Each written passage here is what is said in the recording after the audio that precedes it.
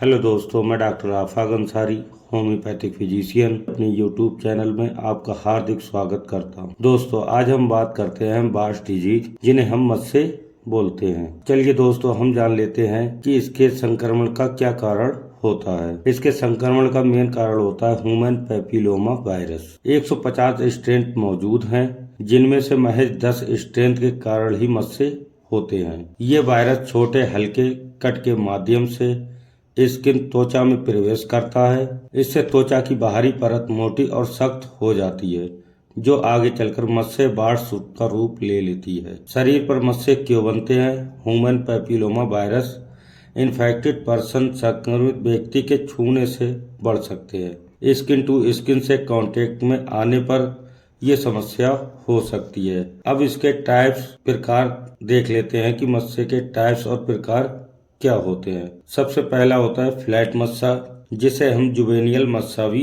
बोलते हैं।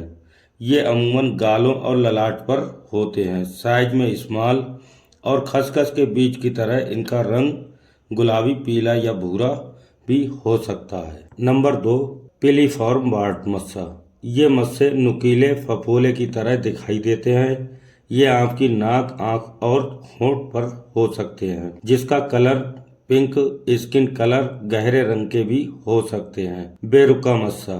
इस मस्से की परत रफ, ड्राई और उभरी हुई सी होती है। नंबर 4 पर आते हैं प्लांटर मस्सा। ये मस्सा स्किन के अंदर होता है और काफी हार्ड होता है। इस पर काले रंग का एक डॉट होता है। 5 नंबर पर आता है मोज़ेइक मस्सा।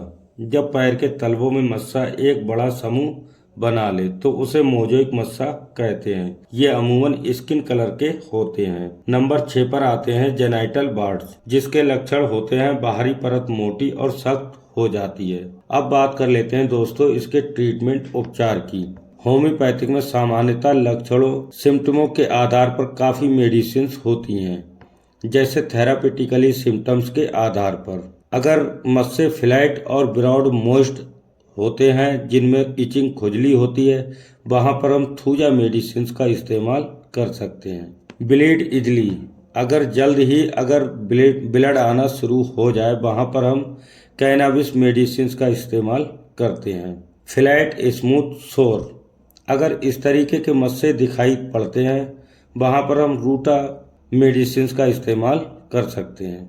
नंबर 5 पर आते हैं हर्नी ब्रॉड मस्से। अगर इस तरीके के मस्से होते हैं, वहां पर हम रस्टॉक्स मेडिसिन का इस्तेमाल कर सकते हैं। नंबर 6 पर आते हैं situated on genital anal surface पर। अगर मस्से होते हैं, वहां हम नाइट्रिक एसिड और रेजिडेंटम नाइट्रिक मेडिसिन का इस्तेमाल कर सकते हैं।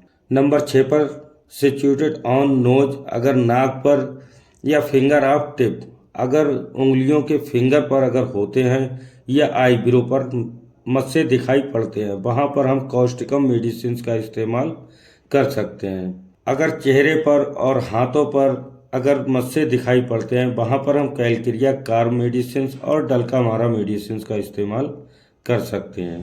पेनफुल और हार्ड अगर मस्से दिखाई देते हैं, वहां पर हम साइलिसिया मेडिसिन का इस्तेमाल कर सकते हैं।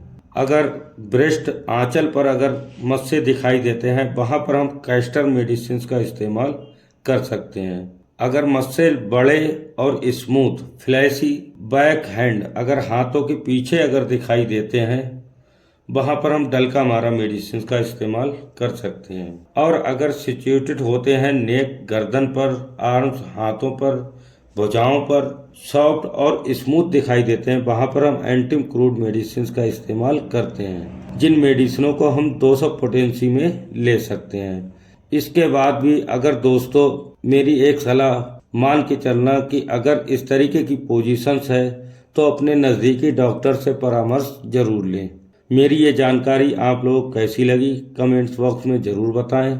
जो लोग चैनल पर नए हैं वो चैनल को सब्सक्राइब कर लें और मुझसे जुड़ने के लिए मेरे व्हाट्सएप नंबर से संपर्क कर सकते हैं। मेरी ये जानकारी आप लोगों को कैसी लगी कमेंट्स बॉक्स में ज़रूर बताएं। धन्यवाद।